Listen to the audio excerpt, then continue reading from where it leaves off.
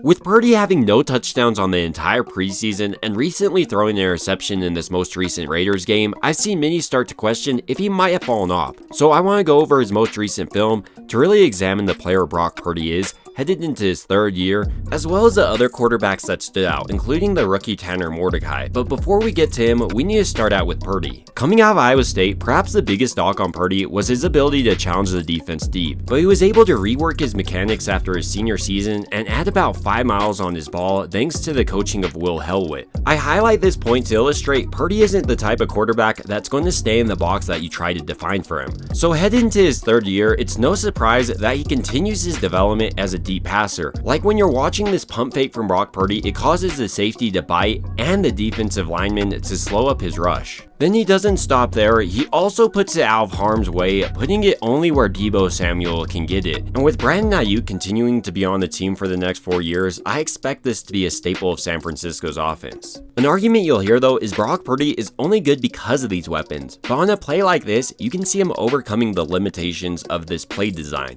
He once again pulls out the pump fake, but this time it dips underneath it, and then I love how Brock Purdy is always keeping his eyes down the field. And despite being on the run and having pressure in his face, he's able to have a pretty nice ball to Mason here. I know it wasn't caught, but this is the type of play that I think makes Brock Purdy elite. Perhaps Purdy's best ability though is his mental acuity on the football field. As you're watching this play for instance, you can see how he progresses from the top of the screen and then moves back down to Jake Tonges and picks up 8 on this play. In a similar way on this play, Purdy is working the bottom of the screen, but once he realizes no one is coming open, he's able to navigate the pocket and then find his checkdown man in Jordan Mason. And while Purdy didn't throw a touchdown in this preseason, he did have several elite throws. Maybe his best one was this one to George Kittle, where he was able to fit it above this linebacker and in between the safety. I mean, if this ball is off just a little bit, it's most likely headed the other way. And this throw would have been impressive in regular situations, let alone being blasted by a defensive lineman. Another aspect of Purdy's game I was watching closely throughout these preseason games was how often he was taken off to run. Throughout this offseason, Purdy talked about how he wanted to make that more of a part of his game, and so far, I love how he's not just taking off every single time, but doing it in opportune circumstances. Like as you watch his play developing, everyone has pretty tight man coverage, and while he may be able to check down, it's better if he just runs with it. And with him seeing the lane forming, he does just that, and thanks to his underrated athleticism, he picks up the first down. And as he's about to be one of the most expensive players in the league, it's smart to get down.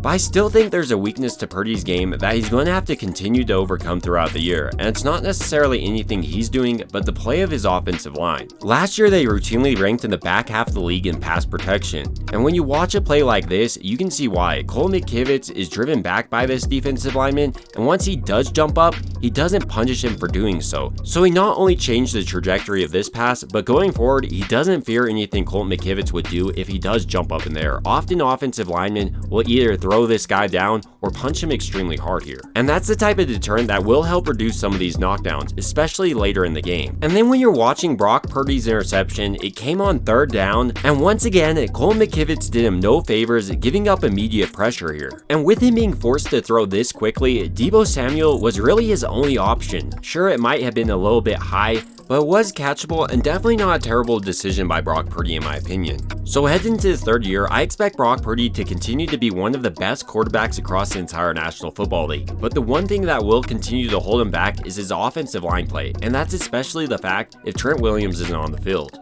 Outside of Brock Purdy in the quarterback room though, there's still the competition between Joshua Dobbs and Brandon Allen. Both made the 53-man roster, and even Kyle Shanahan admitted recently it's still neck and neck between them. If I were to pick a backup, I would put Joshua Dobbs over Brandon Allen based off their performances so far. One of the biggest things I like about Dobbs, for instance, is his ability to turn a seemingly negative play, like here with a defender right in his face, into a positive one. And while this is only a gain of 3, earlier in the preseason, he scored touchdowns this way. But Dobbs is also able to find success within the offense. Here, for instance, you can see how he climbs up this pocket, which gives Tay Martin enough time to find an opening in this defense. And while Martin did fumble, I thought this was a solid play from Dobbs. And even with the defender right in his face, Dobbs is still able to get off a pass to Brayden Willis here. And throughout this entire Raiders game, you just saw efficient quarterback play from Dobbs, whether it be a dump off to Cameron Latu Or on this play, with the defender right in his throwing lane, Dobbs was still able to connect with Jacob Cowing on the slant. His most impressive throw of the day though had to be the touchdown grab from Jacob Cowing. On this play, if it was a half a second later, this would have been picked off by the safety.